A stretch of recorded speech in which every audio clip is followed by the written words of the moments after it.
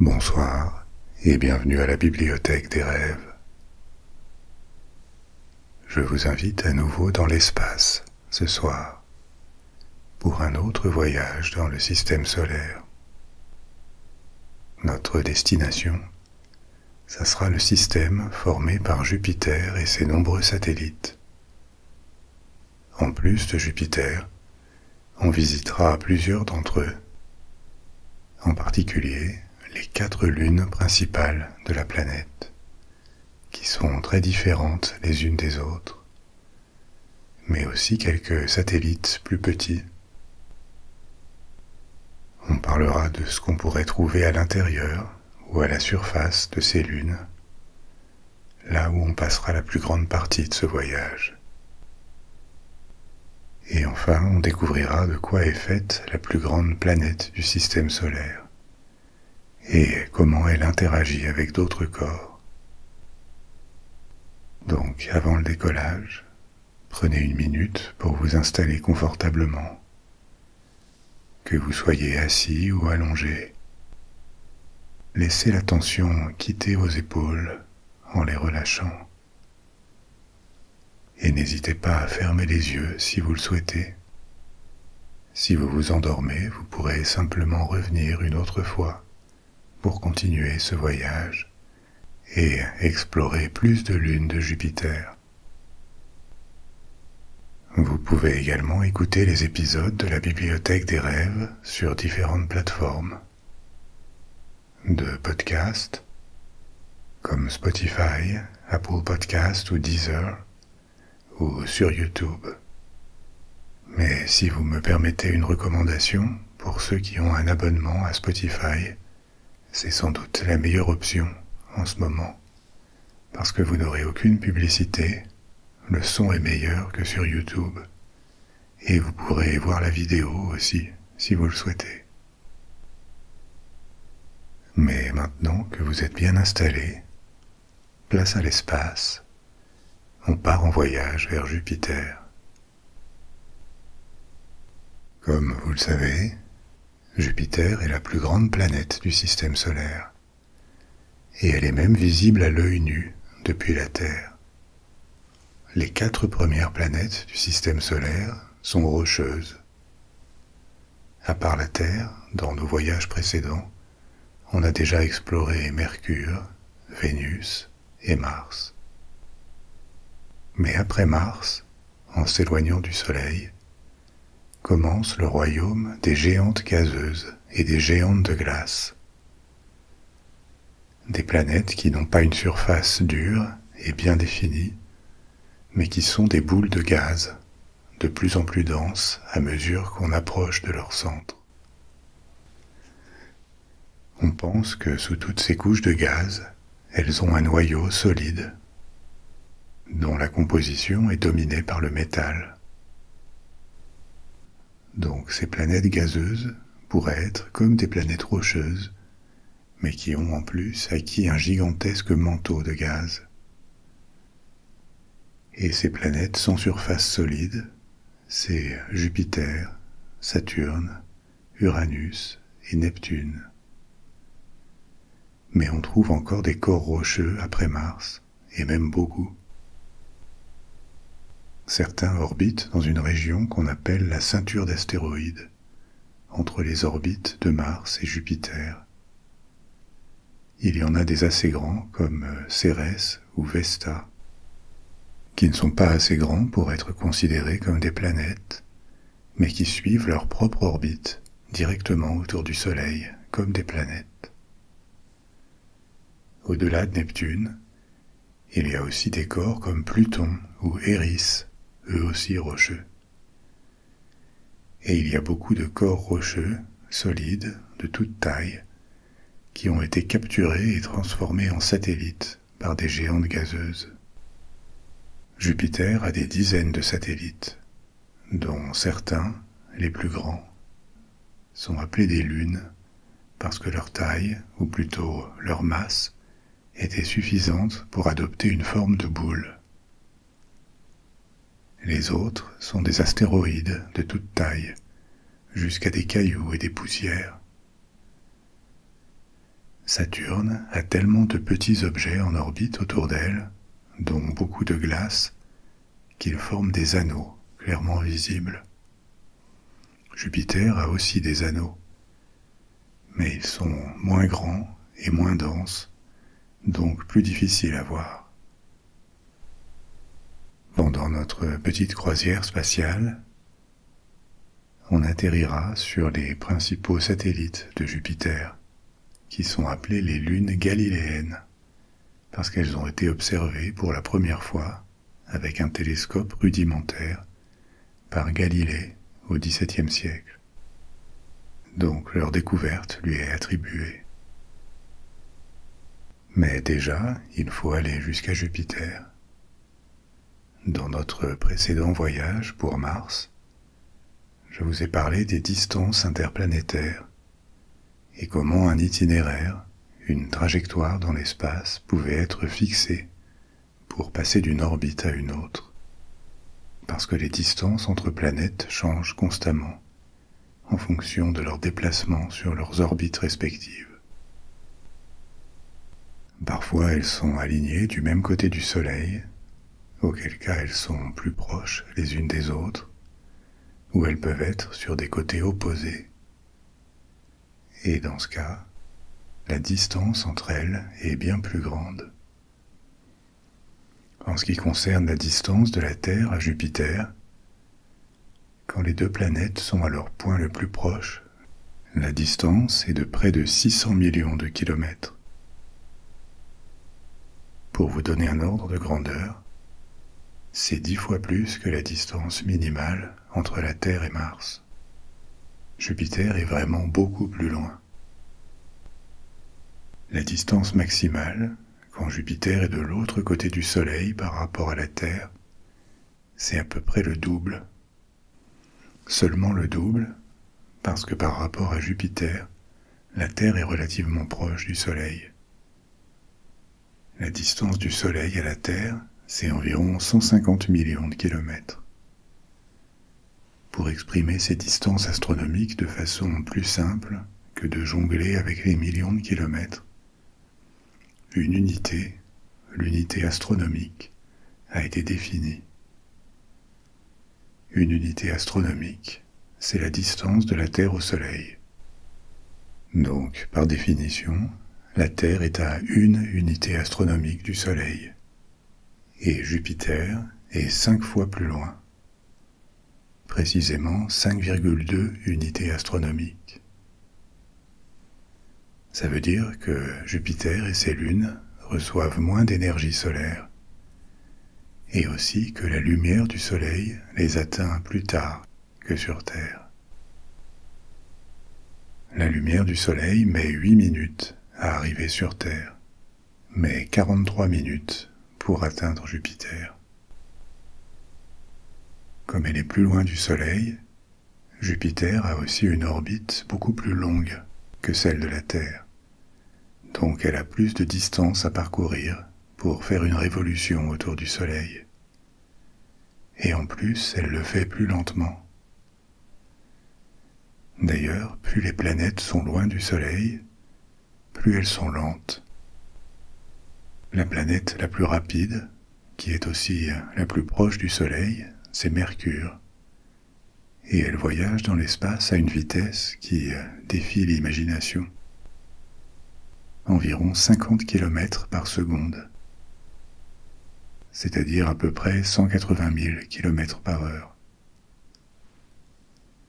La Terre est moins rapide, mais elle se déplace quand même à 30 km par seconde. La vitesse de Jupiter, c'est seulement 13 km par seconde. Et donc, entre la distance à parcourir et la vitesse de la planète, il faut 12 de nos années à Jupiter pour faire une révolution, une orbite complète. Maintenant, la caractéristique qui distingue Jupiter des autres planètes, avant tout, c'est sa taille. Elle est plus grosse que toutes les autres planètes réunies. Sa masse représente 2,5 fois la masse de toutes les autres planètes ensemble. Pour autant, elle est aussi très petite par rapport au Soleil. Là encore, si on raisonne sur la quantité de matière, la masse, le Soleil représente plus de 99% du système solaire. Les planètes autour, c'est presque négligeable en quantité de matière. On s'intéressera plus en détail à Jupiter, notamment sa composition et son histoire. Mais maintenant qu'on arrive à proximité, le moment est venu de nous pencher sur ses principales lunes. Il y en a 4 principales: Io, Europe, Ganymède et Callisto. Et vous allez voir que chacune d'elles est un monde à part, avec des choses à nous révéler. Je vous le disais, on appelle ces 4 lunes les lunes galiléennes, découvertes par Galilée. À l'époque, elles étaient les premiers objets en orbite autour d'une planète à être observés, à part la Lune, bien sûr. Et ça faisait de leur découverte une affaire importante, parce que ça remettait en cause les conceptions dominantes sur la nature et la forme du cosmos. Comme vous le savez sans doute aussi, les découvertes de Galilée et les théories qu'il a défendues lui ont valu des ennuis. Et il adhérait à la théorie de Copernic, dite de l'héliocentrisme, qui mettait le Soleil au milieu de l'univers, au lieu de la Terre. Ce qui, bien sûr, restait faux. Le Soleil est le centre du système solaire seulement. Mais l'observation des planètes et leur trajectoire, et aussi le fait que Jupiter ait des satellites, tout ça venait à l'appui de la théorie héliocentriste. Théorie combattue agressivement par l'Église catholique. En 1616, l'Inquisition déclare qu'elle est hérétique, mais aussi par des universitaires attachés à la philosophie d'Aristote, qui rejetaient fortement cette représentation. Et c'est pour ça que Galilée, pour avoir publiquement défendu l'héliocentrisme, sera reconnu coupable d'hérésie et devra renier ses idées pour sauver sa peau. C'est à la suite de ça qu'il aurait dit « et pourtant elle tourne » à propos de la Terre. En fait, c'est très probablement une citation apocryphe, inventée plus tard. En tout cas, elle apparaît longtemps après. Mais pour en revenir à Jupiter, elle a été connue de l'humanité depuis toujours, puisqu'on la voit dans le ciel nocturne. Après la Lune et après Vénus, c'est le 3e objet le plus brillant. Mais ces satellites sont beaucoup trop petits pour être aperçus sans télescope. Et on verra que ces 4 lunes galiléennes interagissent. Leurs orbites sont en résonance, on verra ce que ça veut dire. Mais approchons la première d'entre elles, Io. Io est la lune la plus proche de Jupiter, et la 3e plus grande. Elle est légèrement plus grosse que la Lune, que notre Lune.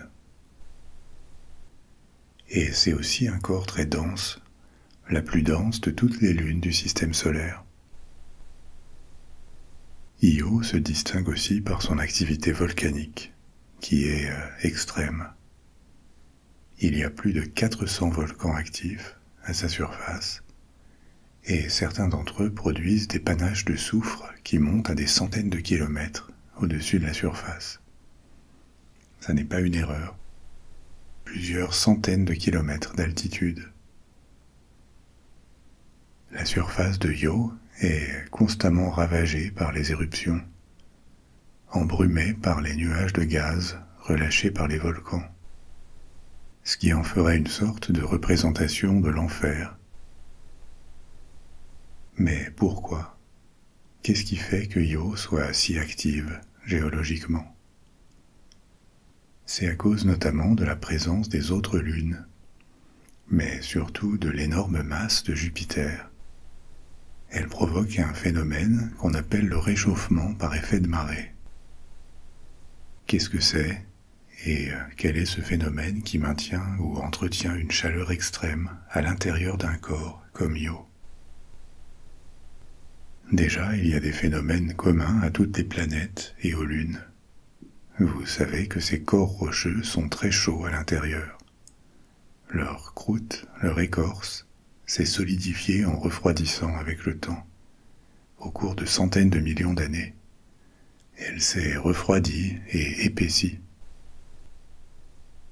Mais en dessous, il reste une grande chaleur qui est piégée, et essentiellement à cause de deux phénomènes.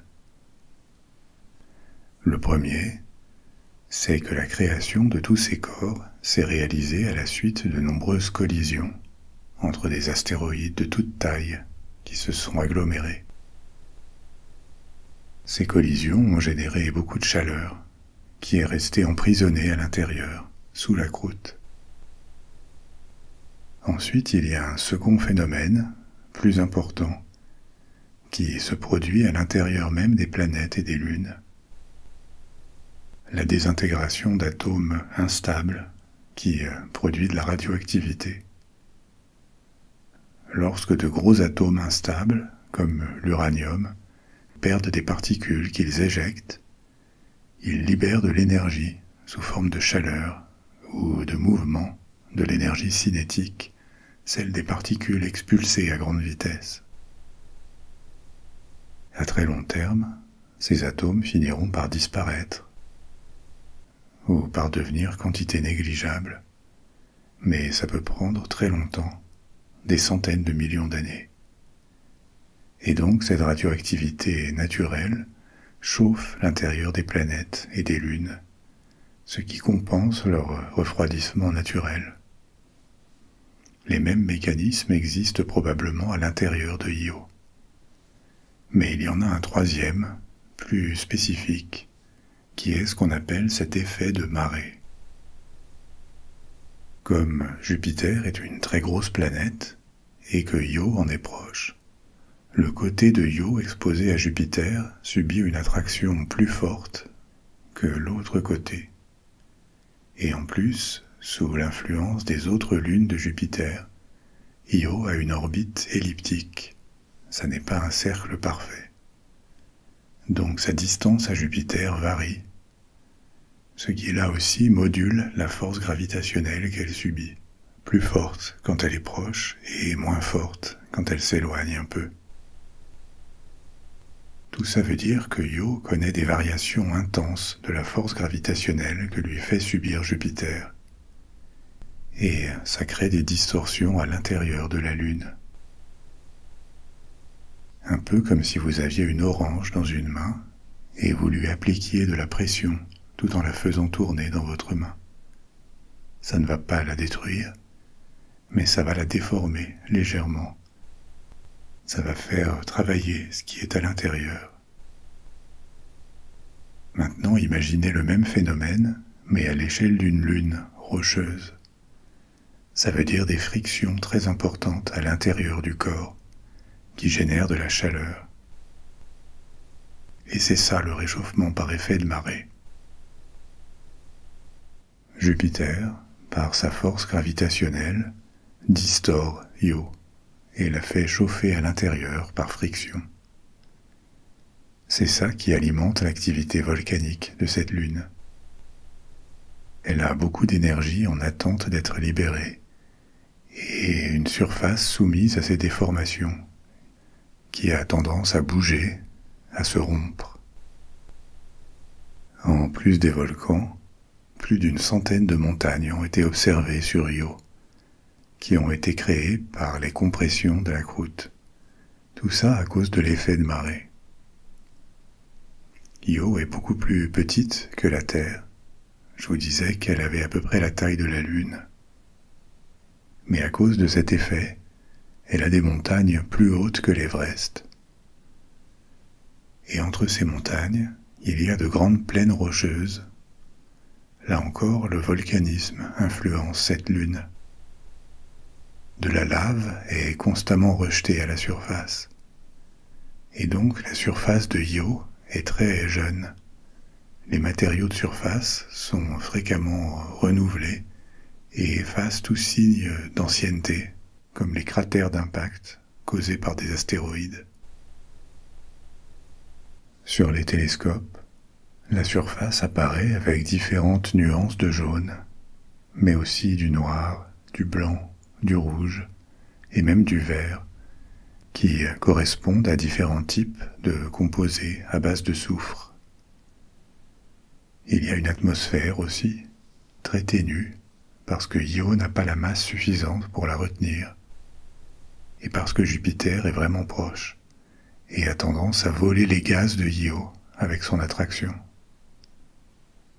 On a estimé que l'atmosphère de Io perd 1 tonne de gaz, de matière, par seconde, à cause de cet effet. Ça n'est pas énorme à cette échelle, et cette atmosphère est renouvelée par les volcans, qui libèrent des gaz constamment, principalement du dioxyde de soufre. Quand ces gaz sont relâchés, au départ ils ont tendance à geler, parce que malgré le volcanisme et la chaleur interne, la surface de Io est froide. On est loin du Soleil, il n'y a pas d'atmosphère pour retenir la chaleur, et quand Io passe dans l'ombre de Jupiter, elle ne reçoit plus aucun rayonnement solaire, donc il y fait froid. Mais quand ce soufre gelé est exposé au Soleil, sa couche superficielle se sublime, c'est-à-dire qu'elle passe de l'état solide à l'état gazeux. Et c'est ce gaz qui entretient la fine atmosphère de Io. Il y aurait encore beaucoup de choses à dire sur Io, mais allons découvrir une deuxième lune, qui a aussi des caractéristiques intéressantes, Europe. Visuellement, Europe présente quelques stries, comme des rides sur sa surface. Mais elle a la surface la plus lisse de tous les corps connus dans le système solaire. Il n'y a que très peu de cratères ou de montagnes, très peu de relief. C'est la plus petite des 4 lunes galiléennes, et elle est un peu plus petite que la lune de la Terre. Alors pourquoi cette surface si lisse, et de quoi est faite Europe? L'estimation de sa densité indique que sa composition est probablement proche des planètes rocheuses du système solaire. Elle est faite en grande partie de silicates, de roches. Chimiquement, ça veut dire surtout 2 éléments, du silicium et de l'oxygène. Et il est probable que le noyau d'Europe soit riche en métal. Mais cette surface lisse et les observations suggèrent que la couche extérieure d'Europe est composée d'eau, une couche d'eau qui aurait une épaisseur d'environ 100 de kilomètres.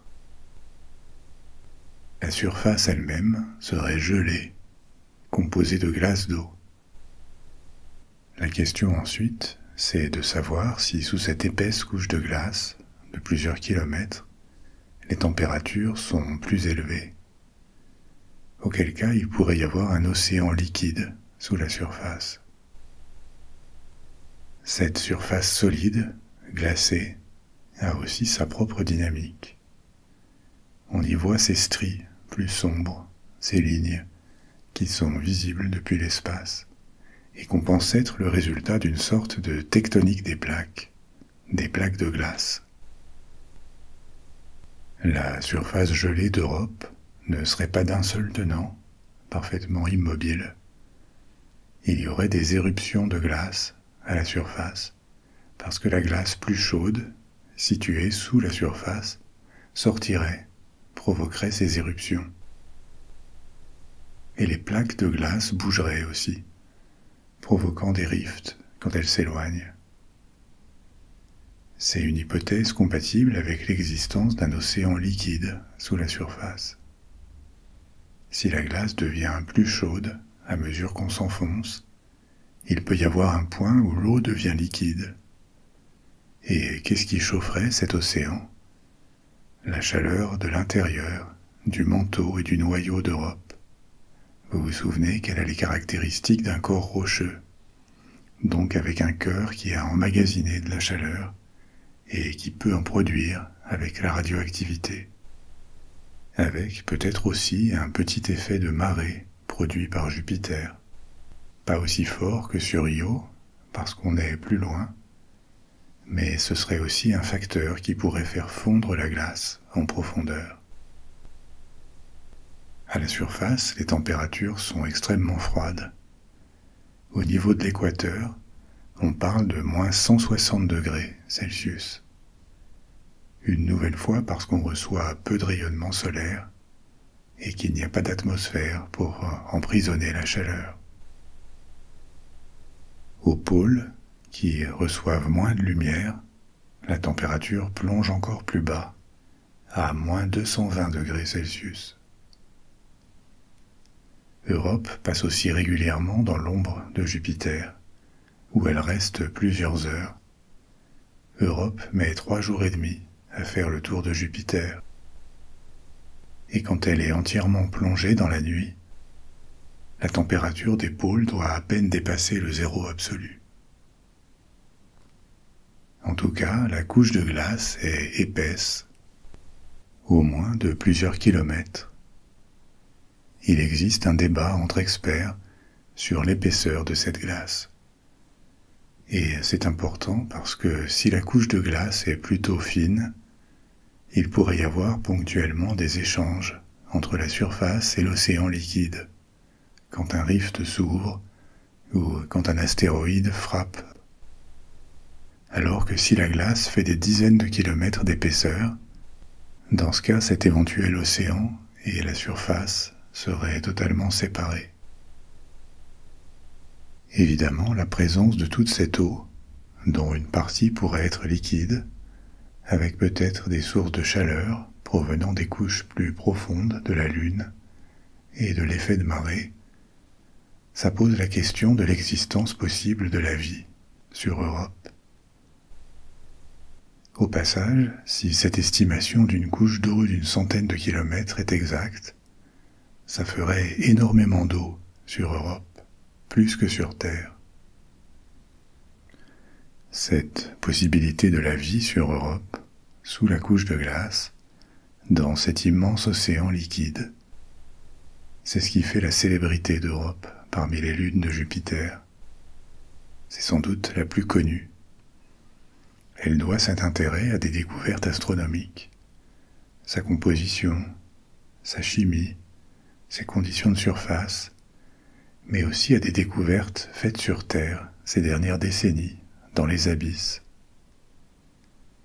On sait aujourd'hui que la vie est possible dans l'obscurité complète, avec des chaînes alimentaires qui partent de bactéries capables de vivre en profondeur, de résister aussi à des températures élevées, parce qu'elles se nourrissent d'éléments rejetés par la Terre, là où le magma affleure, pas très loin du plancher océanique, là où il y a des échanges entre l'eau et le magma. Et cette chaîne alimentaire des abysses part des bactéries et se développe avec des animaux plus grands qui s'en nourrissent, et ainsi de suite. Peut-être qu'un phénomène comparable existe à des dizaines de kilomètres sous la surface très froide d'Europe, dans l'obscurité, et sous la pression de cet océan sous la surface. On n'en sait rien. En théorie, il pourrait y avoir des conditions favorables à la vie. Mais on n'a pas la preuve que c'est le cas, et si ça l'est, que pour autant une vie y existe. Maintenant, même si une forme de vie existe sur Europe, ça ne veut pas dire que sa surface serait accueillante pour des hommes. En dehors du froid, les radiations y sont intenses à cause de l'absence d'atmosphère et de champs magnétiques protecteurs comme celui de la Terre. Et Jupiter, qui est proche, émet elle aussi des radiations. Donc une éventuelle mission habitée, un jour, devrait survivre derrière des parois anti-radiation ou enterrée profondément dans la couche de glace. Europe est la plus petite des 4 lunes galiléennes. Maintenant, passons à la 3e en partant de Jupiter, qui est aussi la plus grande, Ganymède. Je vous disais qu'Europe avait besoin de 3 jours et demi pour faire le tour de Jupiter. Ganymède le fait en 7 jours. Et d'ailleurs, il y a un phénomène intéressant, une interaction entre ces 3 satellites, Io, Europe et Ganymède, avec Jupiter. Les 3 satellites sont dans ce qu'on appelle une résonance orbitale. Plus précisément, on parle de résonance orbitale quand les orbites de 2 satellites ou de 2 corps sont coordonnées. Quand il y en a 3, comme ici, on parle de résonance de Laplace, mais peu importe, c'est la même idée.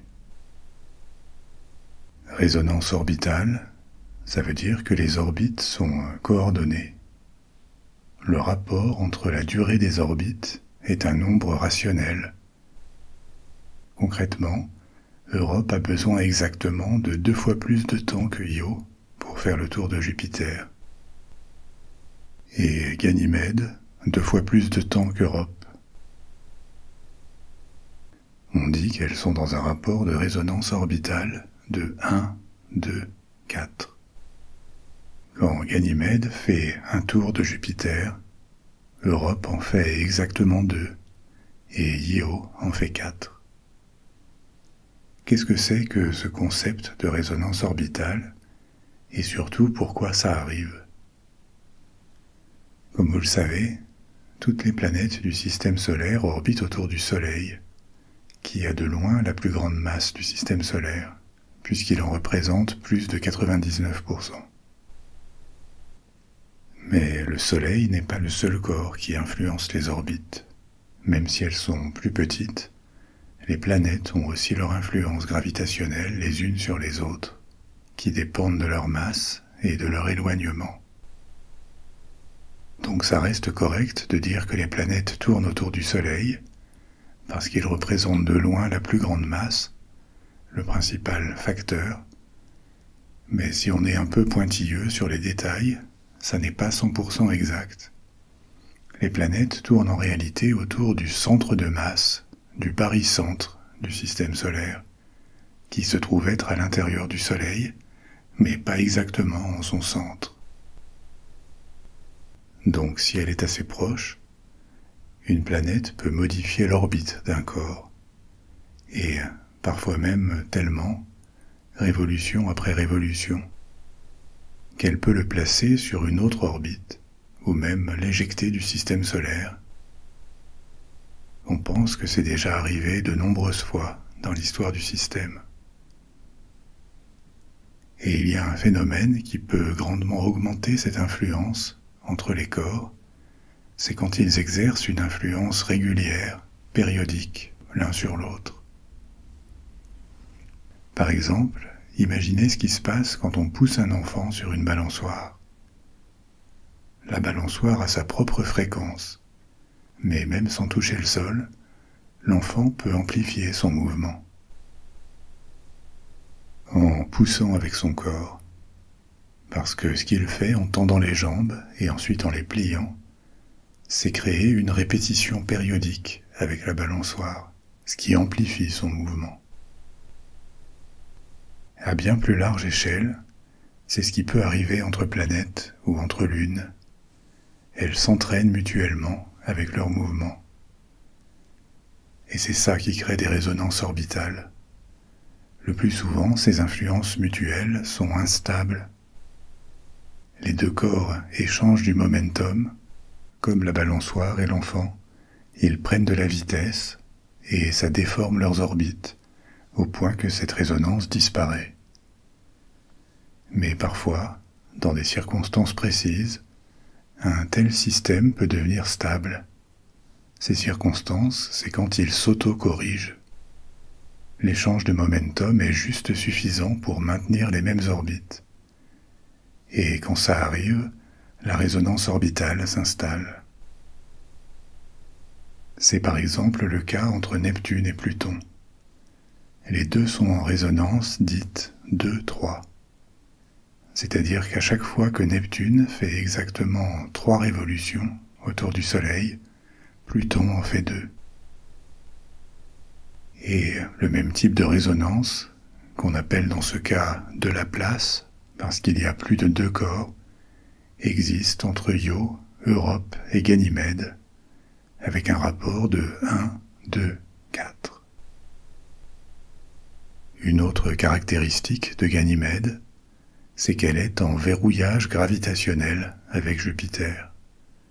Ça veut dire qu'elle présente toujours le même côté à Jupiter, comme la Lune vis-à-vis de la Terre d'ailleurs. On voit toujours le même côté. Mais maintenant, explorons un peu plus Ganymède. Sa caractéristique la plus saillante, c'est qu'il s'agit de la plus grosse lune du système solaire. Son diamètre est d'environ 40% de celui de la Terre, mais c'est suffisant pour être plus grande que Mercure. Par contre, elle n'est pas aussi massive que Mercure, parce que Ganymède est faite d'éléments plus légers. Mercure contient beaucoup de métal, alors que Ganymède en a dans son noyau, du moins on le pense, mais pour moitié Ganymède serait faite d'eau. Différents types de glace, y compris peut-être, là aussi, de l'eau liquide. Donc, comme pour Europe, il existe une possibilité de vie dans les océans de Ganymède, sous la surface. Mais cette éventualité est considérée comme moins probable pour différentes raisons. Déjà, la couche externe de glace de Ganymède serait beaucoup plus épaisse que celle d'Europe, et donc il serait très difficile d'aller voir. Mais c'est aussi parce qu'il est incertain qu'un éventuel océan liquide sur Ganymède atteigne le noyau ou le manteau rocheux. On pense plutôt que sous la glace de surface, il y aurait une autre couche de glace, mais pas le type de glace avec lequel on est familiarisé. Sur Terre, on connaît surtout la glace d'eau ordinaire, qui se forme à certaines conditions de pression et de température. Tout le monde sait ça. Au niveau de la mer, et sous les 0 degrés Celsius, la glace se forme. Mais si la pression est plus forte que sur Terre, il faut une température plus basse pour geler l'eau. Et inversement, si on monte en altitude, le point de congélation de l'eau augmente. Mais en pratique, sur Terre, très peu, c'est imperceptible. Par exemple, si on monte à 3000 mètres d'altitude, en montagne, la température d'ébullition de l'eau baisse sensiblement, mais la température de congélation augmente de seulement 1 ou 2 centièmes de degré. C'est négligeable. Maintenant, la glace d'eau, c'est ce qu'on appelle une forme cristalline. Ce qui veut dire que quand elle gèle, l'eau adopte une structure microscopique très ordonnée. Des milliards et des milliards de molécules d'eau s'ordonnent pour former une structure, un patron. Or, sur Terre, on est habitué à une certaine structure de la glace, parce qu'on a des conditions de température et de pression qui la font apparaître. Mais ça n'est pas la seule possible. L'eau peut adopter différentes structures cristallines, structures qui ont été explorées et étudiées en laboratoire, en faisant varier la pression et la température. Et on obtient comme ça différentes structures de glace d'eau. La glace qu'on pourrait appeler ordinaire, celle qu'on a sur Terre, on l'appelle glace 1. Et d'autres possibilités d'agencement des molécules ont été numérotées. La glace 2, 3, 4, 5, etc. On pense que la couche de glace inférieure, sur Ganymède, loin sous la surface, c'est de la glace 3, qui se forme quand l'eau est soumise à une température de -20 à -30 degrés, et en même temps, à une forte pression, 200 à 300 fois celle qu'on a sur la Terre, au niveau de la mer. Sur Terre, évidemment, ces conditions peuvent exister seulement en laboratoire, parce que le seul endroit où on trouve une pression aussi élevée, c'est en profondeur, dans les océans. Mais la température n'y descend jamais aussi bas, elle reste positive. Et les moins 20 ou moins 30 degrés, évidemment, on les trouve à la surface, mais sans la pression élevée. C'est pour ça que les conditions de formation de la glace 3 ne sont jamais réunies sur Terre, sauf artificiellement si on les recrée en laboratoire. Par contre, elles devraient l'être dans les profondeurs de Ganymède.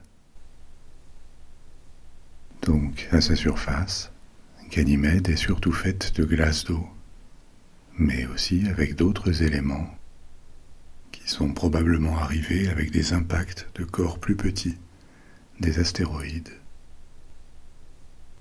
Un tiers de la surface est sombre et couverte d'argile et de composés organiques, dont on pense qu'ils sont des restes d'astéroïdes qui se sont écrasés sur Ganymède.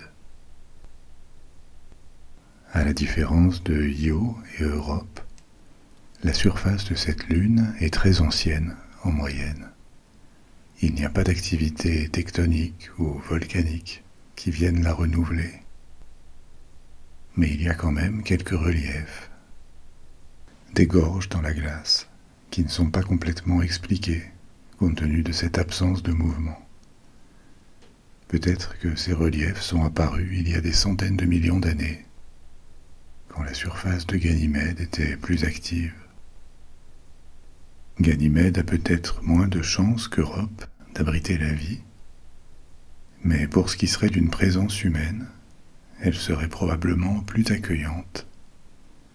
Il y a moins de radiation, parce que Jupiter est plus loin, et Ganymède semble aussi être protégée par un champ magnétique, comme la Terre, qui paraît être généré de la même façon, par un effet de dynamo produit par un noyau métallique en rotation.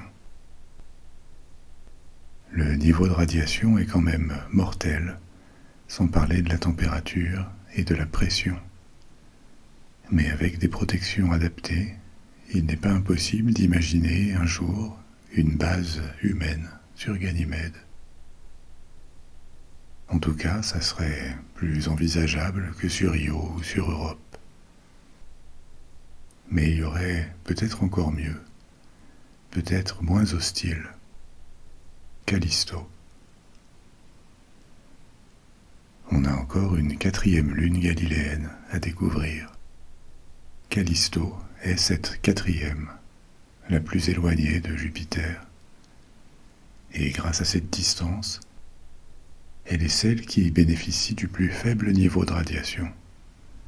Mais elle a aussi d'autres caractéristiques particulières. Je vous disais que les surfaces de Io et d'Europe étaient assez jeunes, en temps astronomique, c'est-à-dire quand même des millions d'années. Par contre, Callisto a la surface la plus ancienne du système solaire. Il semble que depuis sa formation, il n'y ait jamais eu aucun mécanisme de renouvellement de sa surface. Et donc cette surface n'a changé que quand elle a été frappée par des astéroïdes. Callisto a la surface avec la densité de cratères la plus grande du système solaire. Elle est couverte de marques d'impact qui se sont accumulées depuis probablement des milliards d'années. Mais pourquoi Callisto n'aurait jamais eu aucune activité tectonique ou volcanique? On pense que c'est dû à l'histoire de sa formation. Callisto se serait constitué très lentement, par accrétion de rocs plus petits, pas assez vite pour atteindre une température interne élevée. Elle se serait refroidie partiellement au cours de sa formation. Et le résultat de ce processus lent, c'est que Callisto ne serait pas totalement différencié à l'intérieur. Les planètes ou les grandes lunes ont tendance, comme on l'a vu avant, à avoir cette structure en couches successives. Les éléments les plus lourds, surtout les métaux, convergent vers le centre, vers le noyau. Et autour du noyau, on trouve différentes couches, avec moins de métal et plus de roches. Couches qui sont distinctes en termes de composition chimique, de température et de pression. On trouve cette structure différenciée sur Terre ou sur les 3 premières lunes qu'on vient de visiter. Ce processus de différenciation n'a jamais lieu à 100%, évidemment. Par exemple, il peut y avoir des mouvements dans le manteau de la planète, au-dessus de son noyau, qui font remonter des petites quantités de métal vers la surface. La preuve en est que le fer est assez abondant dans la croûte terrestre. Et on trouve du cuivre aussi, notamment près des zones où se chevauchent des plaques tectoniques. Du cuivre qui a remonté il y a des centaines de millions d'années. Mais dans l'ensemble, les planètes rocheuses et les lunes sont clairement différenciées. Pas Callisto, où le processus de différenciation n'a pas complètement eu lieu, à cause de ce refroidissement, pendant une lente formation. Et c'est ce qui fait de Callisto le plus grand corps du système solaire à ne pas être complètement différencié. Les éléments à l'intérieur de cette lune sont mélangés de façon un peu chaotique, et on trouve des couches successives de glace et de roc. Là aussi, les conditions impliquent des types de glace différents. À la surface, on trouve de la glace 1, celle qu'on a sur Terre. Mais à l'intérieur, il y aurait de la glace 5, 6 et 7, avec leurs différentes structures cristallines. Et sous des dizaines de kilomètres d'écorce de glace, peut-être là encore des mers, des océans cachés, maintenus liquides par la chaleur résiduelle qu'il y a quand même dans le noyau. Et s'ils existent, des océans qui auraient été séparés du vide spatial depuis des milliards d'années, vu que rien n'arrive jamais à la surface de Callisto, à part quelques chutes d'astéroïdes, mais qui ne sont pas suffisantes pour rompre des dizaines de kilomètres de croûte solide. Après la Lune, la nôtre, et Mars, Callisto serait une possible destination pour des missions habitées. Clairement pas dans les années 2020 ou 2030. C'est beaucoup plus loin que Mars et il n'y a pas de projet particulier à ce stade. Mais si un jour l'humanité pose le pied sur une des lunes de Jupiter, ça sera probablement Callisto en premier.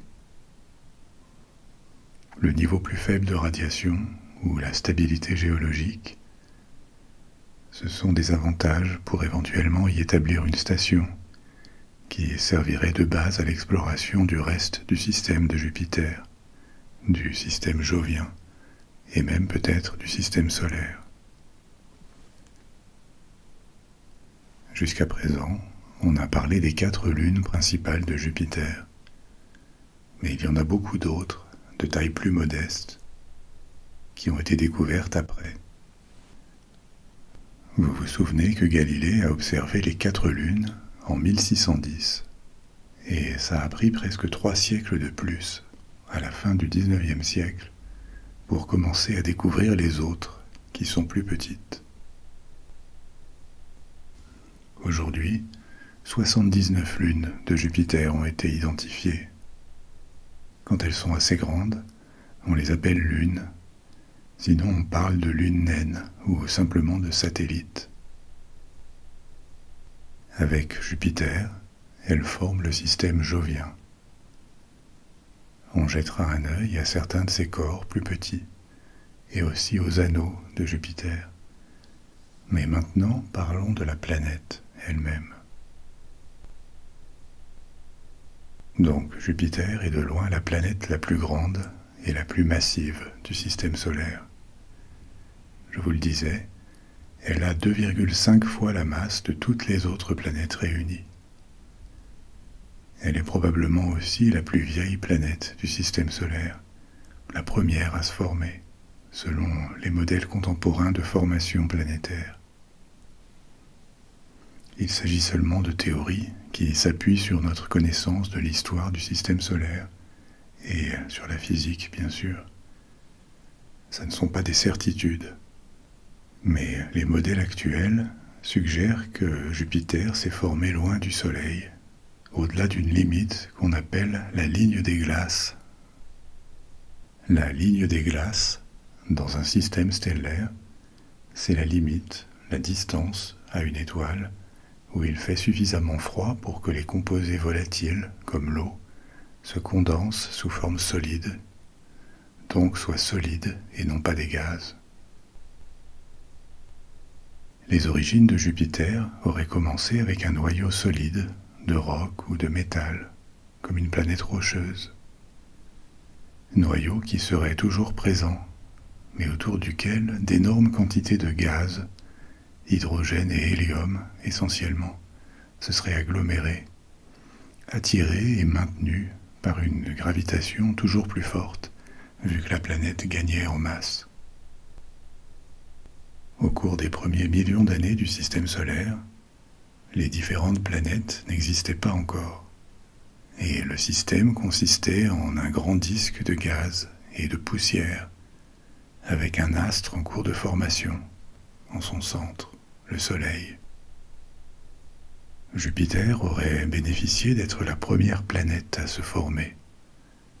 Ça lui aurait laissé encore beaucoup de gaz et de corps rocheux à absorber ou à satelliser sur son orbite de l'époque.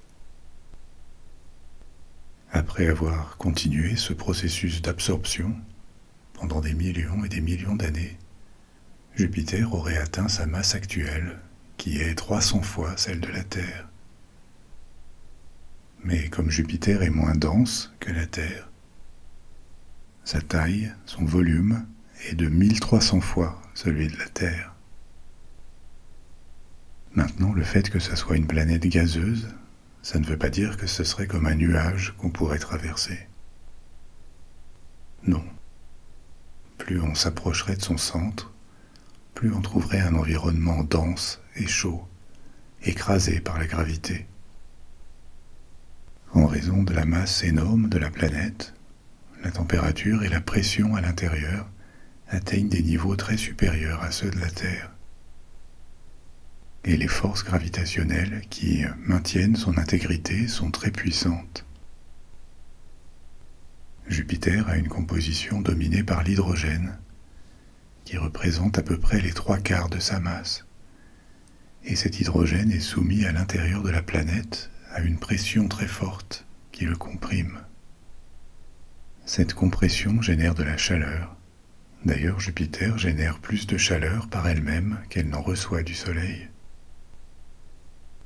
Mais aussi grande soit-elle, et aussi forte soit cette pression interne, elle n'est pas suffisante pour enclencher les réactions de fusion entre protons, entre noyaux d'hydrogène, qui ont lieu dans le Soleil. Et c'est pour ça que Jupiter reste une planète, pas une étoile. Mais on sait qu'il y a des systèmes où plus d'une étoile se forme, même si ça n'est pas le cas le plus fréquent. Si Jupiter avait gagné encore plus de masse, elle aurait pu devenir une deuxième étoile après le Soleil. Mais elle en est restée loin. Pour se transformer en étoile, on estime qu'il lui aurait fallu une masse encore 75 fois supérieure à celle qu'elle a aujourd'hui. Donc, comme Jupiter est une planète gazeuse, elle n'a pas de surface solide sur laquelle atterrir. La planète commence presque comme un nuage de faible densité et devient de plus en plus dense. Si on entrait dans cette grande boule de gaz, après l'hydrogène gazeux, on atteindrait une couche d'hydrogène liquide, rendue liquide par la pression croissante, et ensuite encore une couche avec de l'hydrogène dit métallique, qui est une autre phase de l'hydrogène. Ça ne veut pas dire qu'il se transforme en métal au sens habituel du terme, mais plutôt que sous ces conditions, l'hydrogène se comporte comme un conducteur électrique. Jupiter et aussi Saturne contiendraient beaucoup de cet hydrogène métallique en raison de leur grande masse qui comprime l'hydrogène. Visuellement, quand on observe Jupiter, on voit aussi différentes bandes de couleurs qui bougent à différentes vitesses. Elles sont faites de nuages. Des nuages d'ammoniac qui flottent dans les couches supérieures de l'atmosphère de Jupiter. Ces mouvements reflètent de grosses perturbations. Dans ces couches supérieures, Jupiter connaît des vents violents, et ces différentes bandes colorées ont leur propre dynamique. Elles bougent à différentes vitesses. Et leur interaction crée des turbulences et même des tempêtes. C'est justement ce qu'est ce gros point rouge à la surface de Jupiter. C'est un vortex, une tempête qui n'a sans doute pas toujours existé, mais qui est devenue durable à la surface. Comme Jupiter est une très grande planète, ce point rouge est plus grand que la Terre, et il tourne dans le sens contraire des aiguilles d'une montre, à l'opposé des bandes de nuages. La phase de croissance de Jupiter est terminée depuis longtemps, et il ne lui reste plus beaucoup de matière à absorber, comme au premier temps du système solaire. Mais la planète continue occasionnellement d'attirer et d'avaler des corps, comme des astéroïdes et des comètes, qui sont capturés par sa gravitation et tombent dans la planète. On a longtemps cru que Jupiter jouait un rôle de protection des planètes rocheuses du système solaire, en leur épargnant des impacts d'astéroïdes, parce que Jupiter aurait été comme un puits de gravité à la limite du système solaire interne, à la limite de la partie qui est entre la ceinture d'astéroïdes et le Soleil. Par sa masse, Jupiter aurait agi comme une sorte d'aspirateur à astéroïdes, évitant qu'il s'aventure plus près du Soleil et qu'il tombe sur Mars ou sur la Terre. Cette idée est devenue moins forte, moins solide aujourd'hui. Elle est débattue, parce que c'est vrai que Jupiter avale des astéroïdes, mais elle pourrait aussi les attirer, en provenance de la ceinture de Kuiper, cette autre ceinture d'astéroïdes qui s'étend au bord du système solaire, au-delà de Neptune.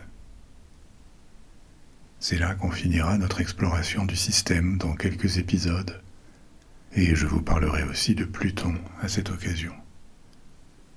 Donc entre ces deux effets, le côté protecteur de Jupiter a été remis en cause.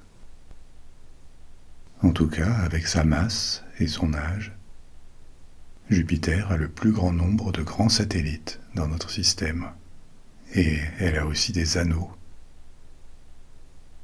Ces anneaux ne sont pas évidents comme ceux de Saturne, et d'ailleurs on les a découverts tard, seulement en 1979, quand une sonde, Voyager 1, a exploré le système jovien. Ces anneaux ne sont pas aussi larges que ceux de Saturne, et bien moins brillants. C'est pour ça qu'on ne les avait pas vus avant. Les anneaux de Saturne contiennent beaucoup de glace qui reflètent la lumière, alors que ceux de Jupiter sont surtout faits de poussière. Et entre ces anneaux, ou autour d'eux, il y a encore des dizaines d'autres satellites.